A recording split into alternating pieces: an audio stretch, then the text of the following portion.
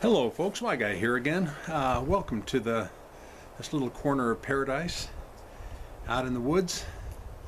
Welcome to my home.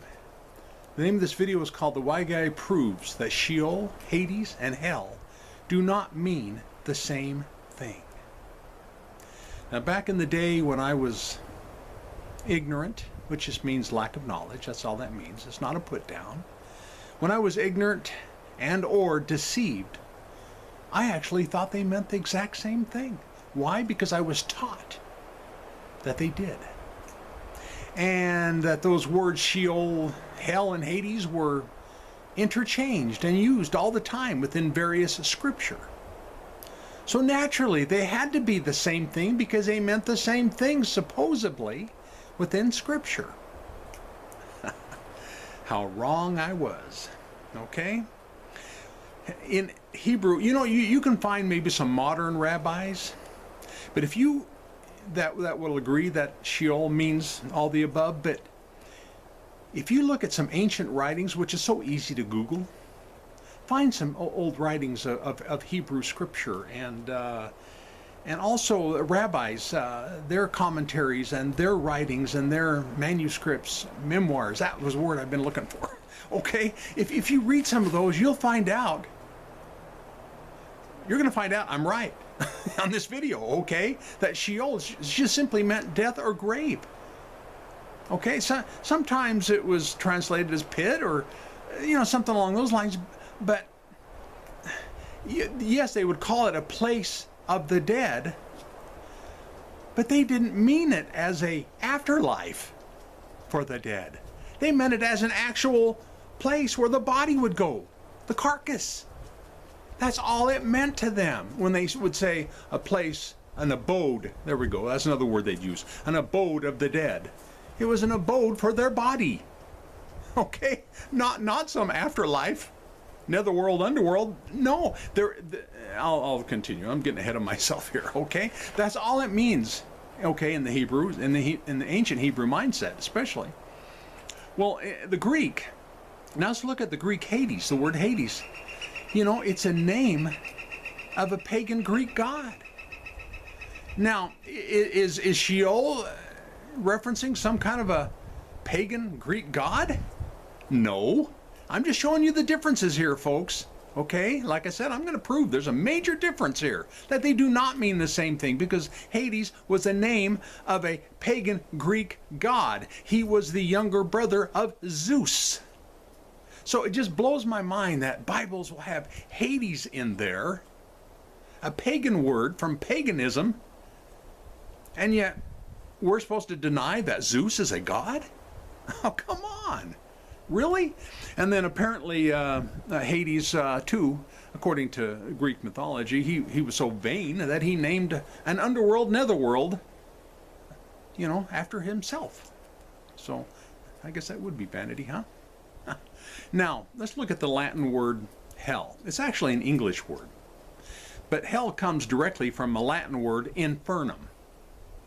All right?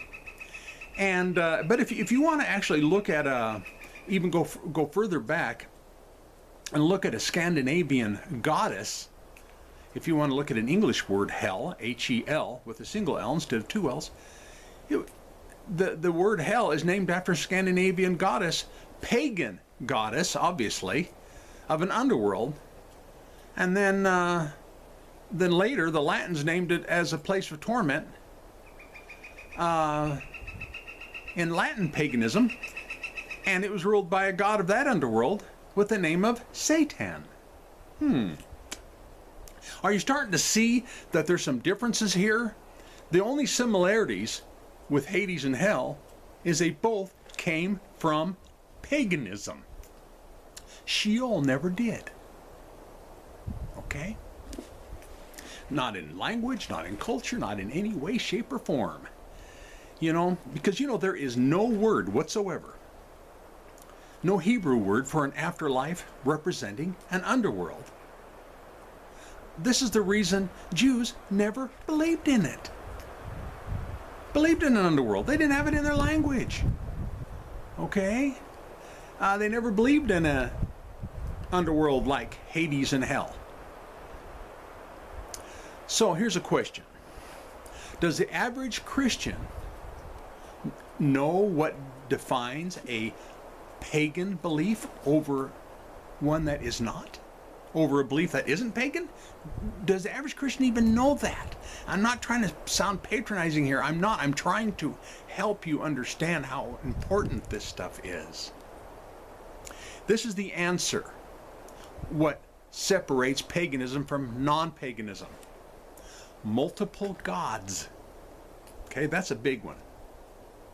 As in, there shall be no other gods before me. That's a commandment. Yet, Christians believe in a pagan place ruled by other gods. You know, other gods and goddesses by the name of Hel, Scandinavia goddess, or Hades, the name of, you know, Zeus's younger brother, or Satan, which Satan means adversary,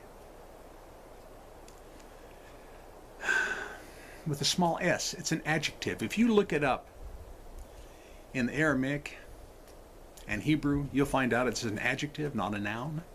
But I don't want to get into that on this video. Anyway, these pagan places are named after pagan gods and goddesses, and Christians embrace it. They embrace it as if it's the truth because, like I said, it's either out of ignorance or deception. I used to embrace it too, folks. I understand. To end this video, to add insult to injury.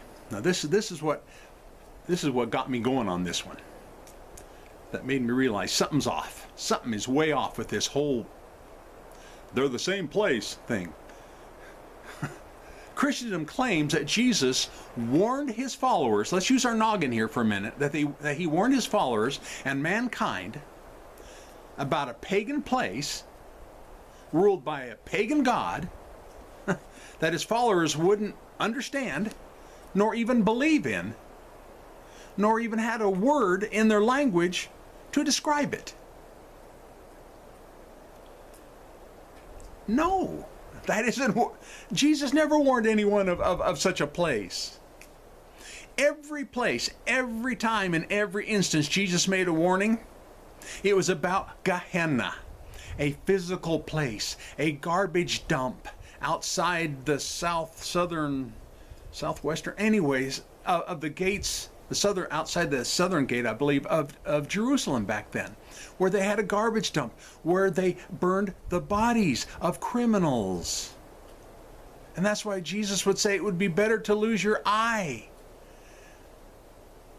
okay, than to be, I'm gonna read into it, because I know the culture and what it was back then, okay, that if you desired something that wasn't yours, what are you going to do with it?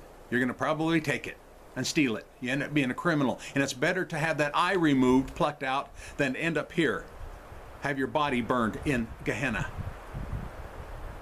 And the reason the smoke and the fires never ceased was because you kept feeding it garbage, which would obviously feed the flame and the smoke. And when you read that in Scripture, where the smoke went up to heaven, you know, forever and ever, the word forever and ever was never. That was a Latin. They injected that. It never did say that in the original Greek. Okay, it just said it went up into the heavens for a time, not forever and ever. All right, I'm just chasing a rabbit here on that one. Anyway, and it's better to have your hand cut off, same scenario, than to become a criminal, end up here. Are you catching this, folks? That no, they do not mean the same thing. So I didn't even address Gehenna in this till just now. It just popped into my mind. It wasn't even part of my notes here. All right? So it's time to get real. It really is. In closing, time to get educated. It really is.